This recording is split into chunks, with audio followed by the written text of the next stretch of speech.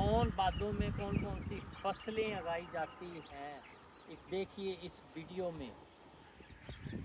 बिस्मिल्लाहिर्रहमानिर्रहीम, अस्सलाम वालेकुम नाज़रीन। आज फिर हम आपके साथ हाज़िर हैं। तो हमारा चैनल सितारा न्यूज़ HD सब्सक्राइब करना बिल्कुल ना भूलें। तो आज हम बताएंगे सावन भादों के जो मौसम है उस में कौन कौन सी फसलें आप उगा सकते हैं, बीज सकते हैं, तो काश्त कर सकते हैं। कौन कौन सी फसलें काश्त हो सकती हैं। सावन और भादों जो गर्मी के आखिरी महीने होते हैं इन्हें गिना जाता है।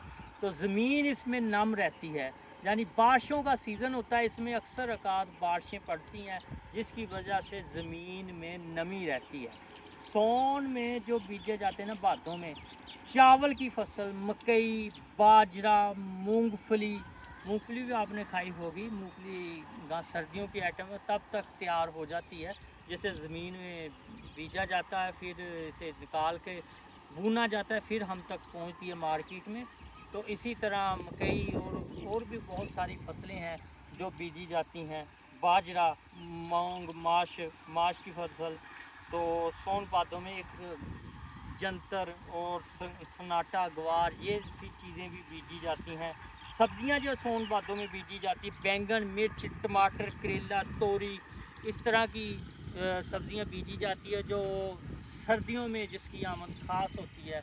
तो इसी तरह ये सीज़न की सब्जियां हैं, सावन और भादों की मौसम की सब्जियां, जो मौसमी सब्जियां हैं। तो सावन और भादों का ज़रा मौसम दिल फ़रेब सा होता है, दिलकश सा होता है।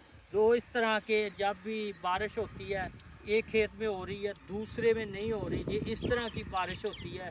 ये नहीं होता कि एक तरफ ही सारी बारिश आ रही है, कुछ इलाके छूट जाते हैं, कुछ में बारिश शुरू हो जाती है। जी इस तरह का ही मौसम होता है। तो इसमें एहतियातें भी बहुत ज़्यादा होती हैं। जिनके जोड़ होते हैं ना, जहाँ की चोट लगी होती है, वहाँ दर्द अक्सर सावन भादों में होने लग जाता है। सुनने में जैसे आता है, सियाने कहते हैं जी जोड़ कच्चे हो जाते हैं। इस तरह का ज़रा प्रोसीजर होता है सावन और भादों में। सावन और भादों की आपको फसलों के मतलब भी बताया गया।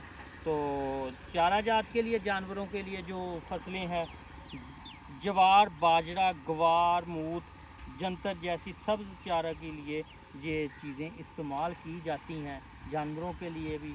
और जो सब्ज़ियां आगे आने वाली हैं वो भी आपको बताया। जिस तरह चावल की, दाल की फसल अब काश्त होनी शुरू हो जाएगी, इसके साथ ही जिसे झोना कहते हैं वो लगाया जाएगा।